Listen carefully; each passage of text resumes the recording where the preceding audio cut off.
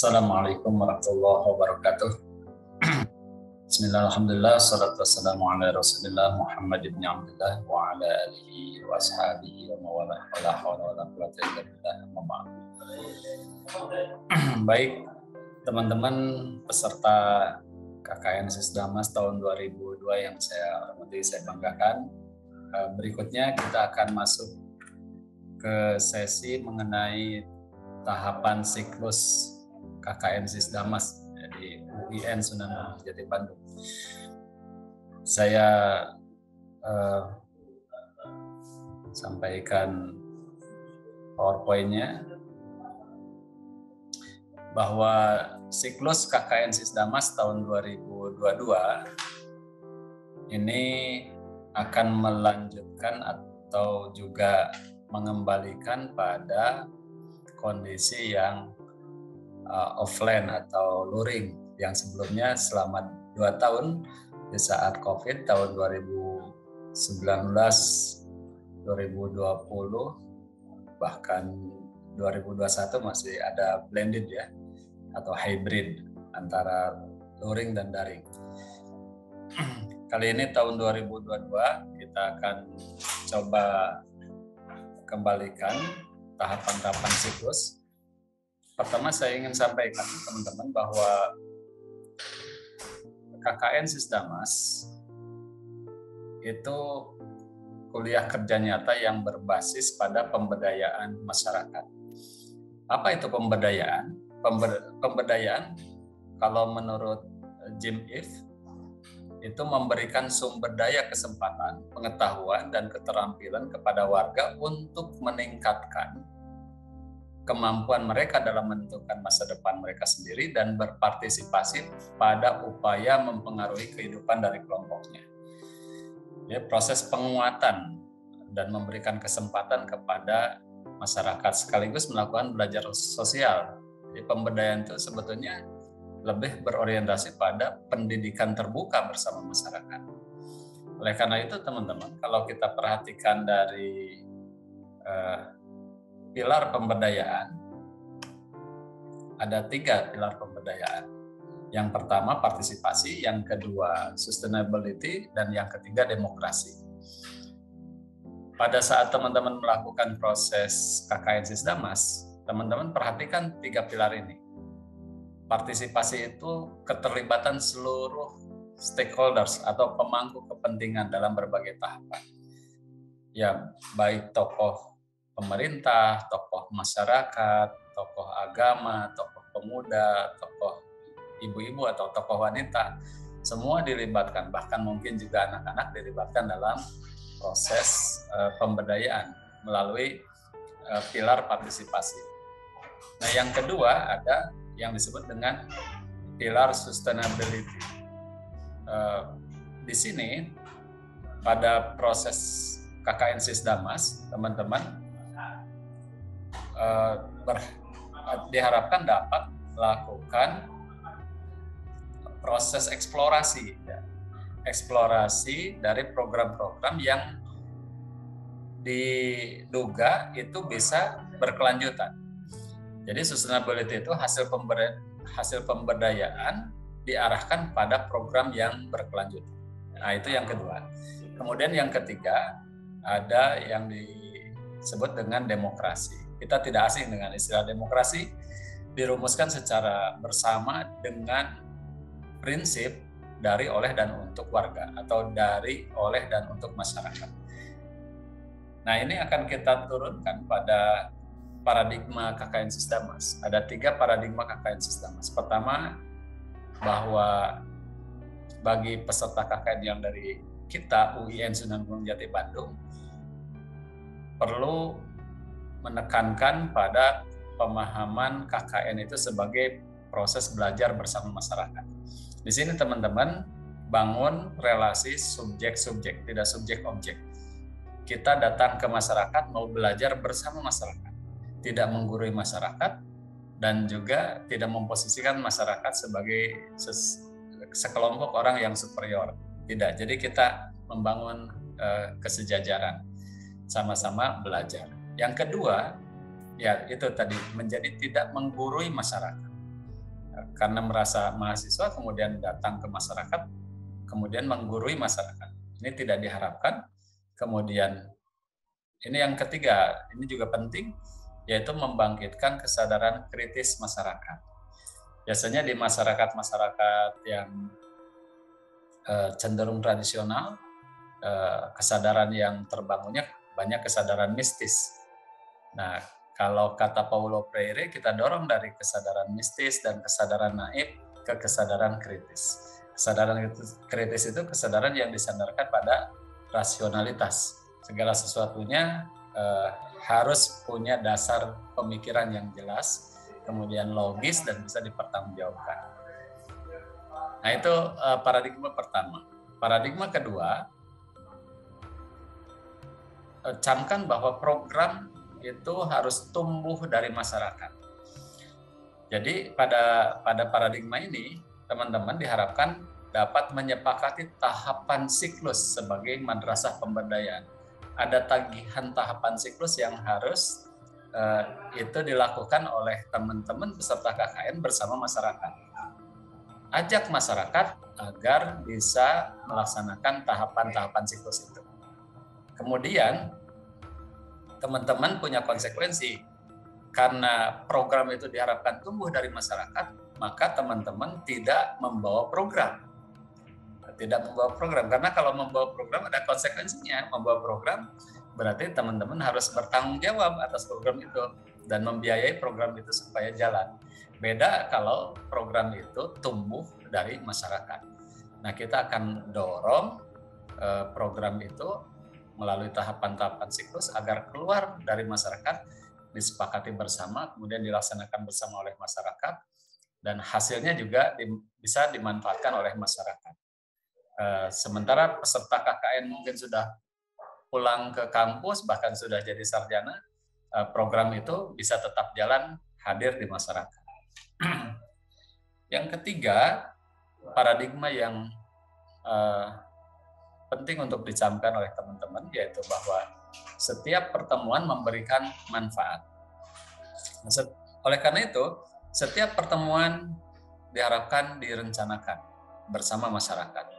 Yang kedua, setiap pertemuan didokumentasikan.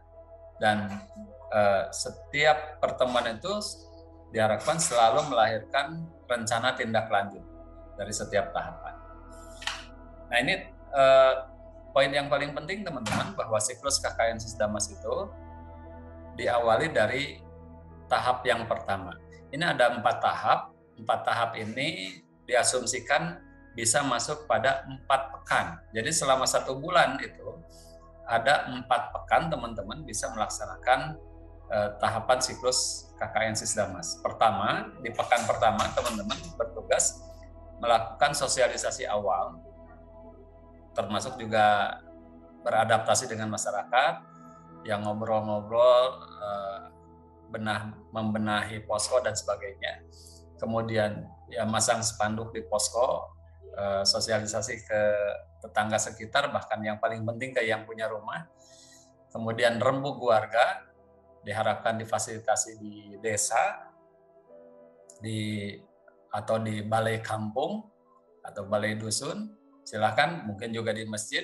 Ini tidak usah kaku, sepakati saja kira-kira rembuk warga dilakukan di mana. Apa isi rembuk warga itu? Teman-teman bisa baca secara rinci dan teknis di buku panduan. Di situ kita melakukan proses penyepakatan bersama masyarakat. Selain kita mensosialisasikan tahapan-tahapan siklus ini yang akan dilaksanakan selama teman-teman KKN, dan memohon kesediaan masyarakat untuk berpartisipasi melaksanakan proses tahapan siklus ini sebagai madrasah pemberdayaan bersama masyarakat. Kemudian pada saat yang sama setelah disepakati, usahakan ada berita acaranya secara tertulis, itu sebagai dokumentasi bagi kita dan masyarakat. Lakukan refleksi sosial. Refleksi sosial itu proses bercermin masyarakat, ya, sebagai sebuah proses bercermin.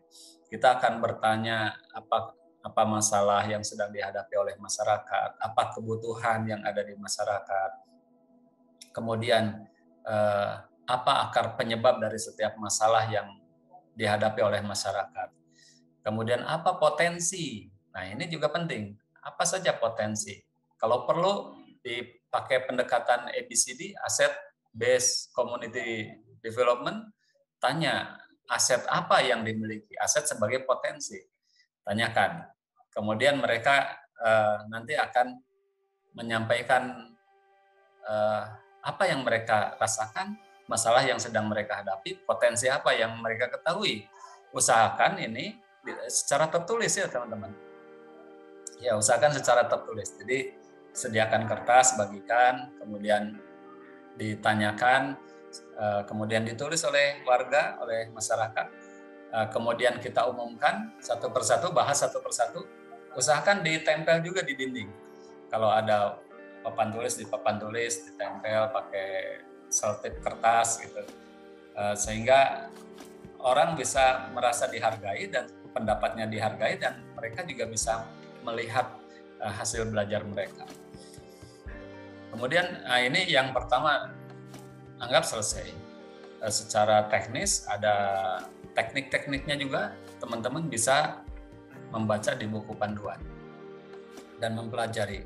Dan bagi teman-teman yang mungkin sudah konsultasi dengan DPL, dosen pembimbing lapangan, teman-teman juga bisa minta bantuan kalau ada mahasiswa dari Prodi Pengembangan Masyarakat Islam yang mereka sudah belajar tentang tahapan-tahapan siklus ini. Silahkan teman-teman bisa bertanya kepada teman-teman dari Prodi Pengembangan Masyarakat Islam atau PMI. Ya. Ini yang pertama. Yang kedua, ada tahapan di pekan kedua, kita melakukan pemetaan sosial dan pengorganisasian kepada masyarakat. Pengorganisasian masyarakat. Pemetaan sosial itu kita membuat peta. Kita mengajak masyarakat untuk membuat peta lingkungan, peta wilayah tempat mereka domisili. Jadi kita upayakan pakai kertas plano atau kertas yang besar, kertas koran ya. Lalu mereka diminta untuk menggambar. Ya sebelumnya ada janjian dulu, janjian untuk kita ada pertemuan. Ya. Pertemuannya bisa formal, bisa non formal. Bisa juga kita sambil transek, sambil jalan-jalan. Kemudian ada kumpulan ibu-ibu, ada kumpulan bapak-bapak. Kita lihat jadwal mereka suka berkumpul-kumpulnya kapan. Kemudian buat peta, dan yang hasil dari refleksi sosial itu dimasukkan ke peta itu.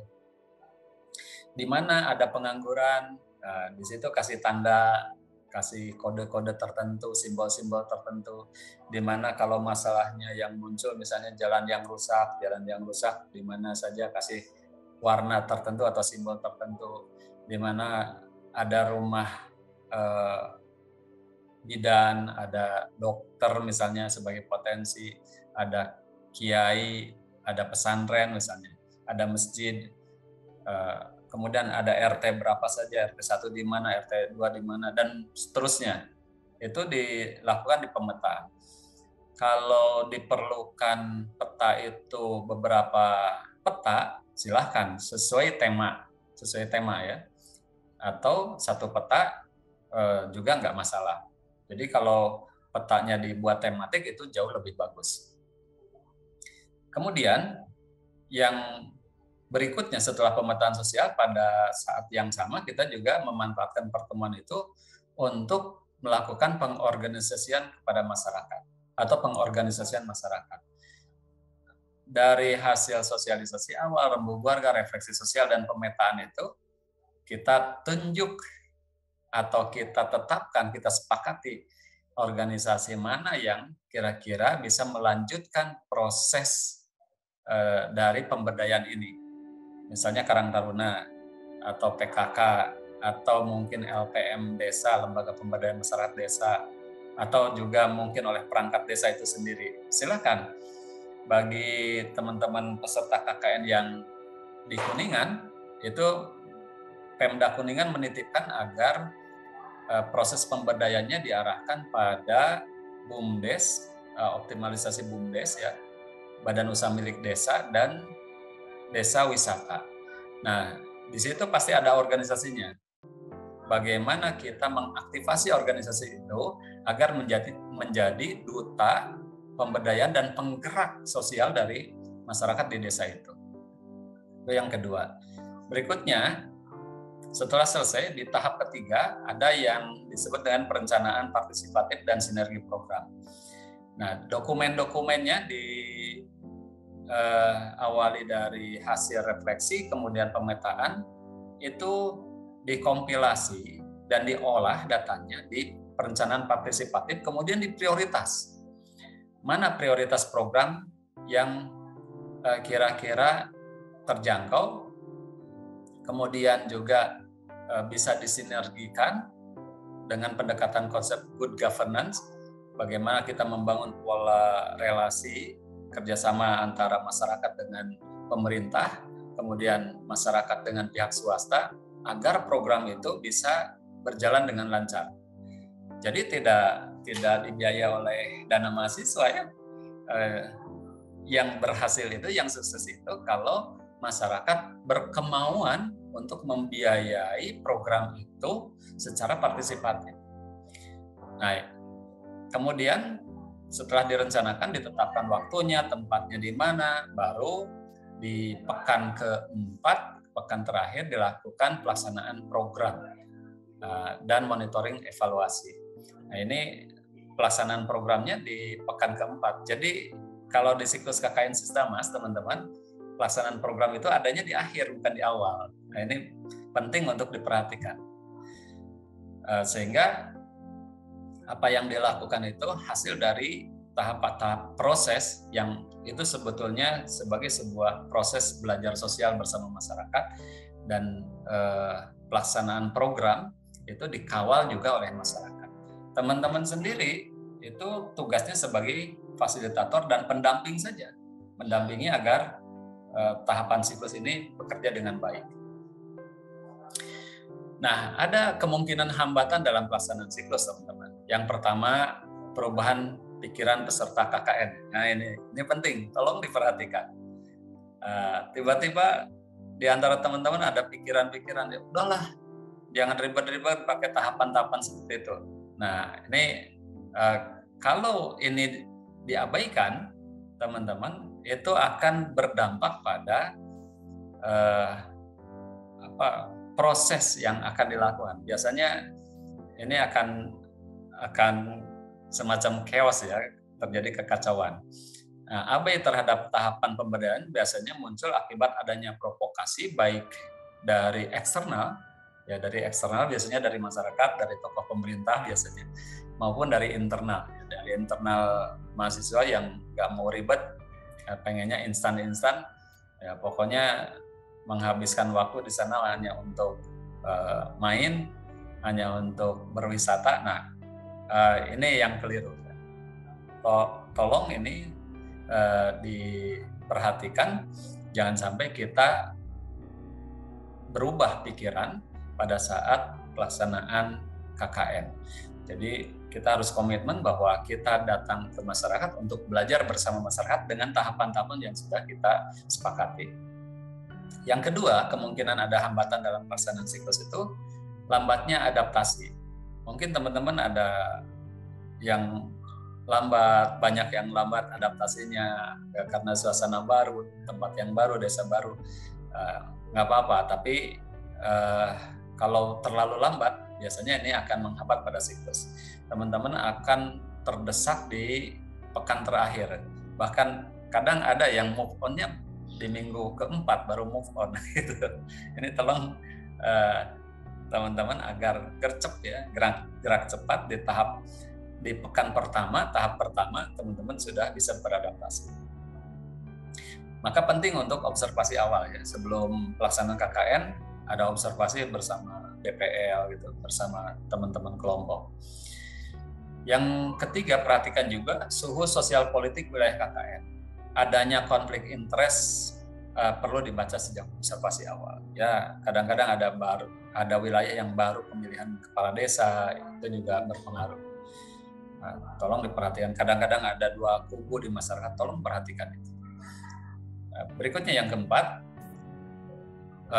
kemungkinan hambatan pelaksanaan siklus itu juga ada kondisi lokasi KKN yang terlalu nyaman, enak gitu. Beserta keasikan di posko, fasilitasnya lengkap, bahkan wifi ada segala macam. Jadi jarang keluar posko. Nah ini berbahaya ya teman-teman kalau terlalu nyaman. Sebaiknya teman-teman banyak silaturahmi, ya bertetangga, kemudian terus dari satu rumah ke rumah yang lain, dari satu kampung ke kampung yang lain. Tolong jangan merasa kekurangan kegiatan. Kalau merasa belum ada kegiatan yang resmi, maka silaturahmi itu penting. Kemudian yang kelima, kemungkinan hambatan itu masyarakat kota dan industri. Ya, kalau teman-teman lokasinya di masyarakat kota dan industri, biasanya ini kemungkinan hambatan untuk melakukan tahapan pemberdayaan itu makin kuat. Tapi bukan berarti pemberdayaan itu hanya untuk masyarakat desa, teman-teman. Ini keliru. Justru KKN itu bisa untuk di desa, di kota, bahkan mungkin di wilayah-wilayah yang metropolitan. Nah, tantangan di masyarakat kota dan industri itu tantangan pemberdayaan menghadapi individualisme masyarakat. Nah, itu memang yang paling berat. Kita ngajak mereka juga untuk bisa hidup bersosial bersama masyarakat sehingga kehadirannya memberikan manfaat untuk masyarakat yang lain. Atau kita kenal dengan hadis khairun nas anfa'uhum linnas. Baik-baik manusia itu memberikan manfaat untuk manusia yang lain. Oleh karena itu makna KKN Sisdamas teman-teman itu yang pertama ada belajar sosial, yang kedua menghapuskan marginalisasi, yang ketiga ini bagian dari riset. Ya, belajar sosial itu berguru pada berbagai fenomena sosial di masyarakat. Sementara menghapuskan marginalisasi itu dimaknai sebagai gerakan moral untuk mengangkat kembali nilai-nilai luhur kemanusiaan. Jangan ada masyarakat yang merasa dimarginalkan, yang tertindas begitu. Kita angkat mereka semua menjadi manusia yang sejajar. Dan yang ketiga, makna KKN Sisdamas itu sebagai proses identifikasi, himpun, dan olah data untuk bahan laporan dan karya tulis ilmiah. Pasca KKN, ingat kita ditagih laporan ya untuk mendapatkan nilai KKN. Demikian, terima kasih teman-teman yang bisa saya jelaskan untuk tahapan siklus KKN Sisdamas. Mudah-mudahan bermanfaat dan saya ucapkan selamat ber-KKN, mudah-mudahan sukses, lancar, dan semua bisa kembali ke kampus dalam keadaan sehat walafiat. Adanallah wa iyyakum ila siratal mustaqim. Assalamualaikum warahmatullahi wabarakatuh.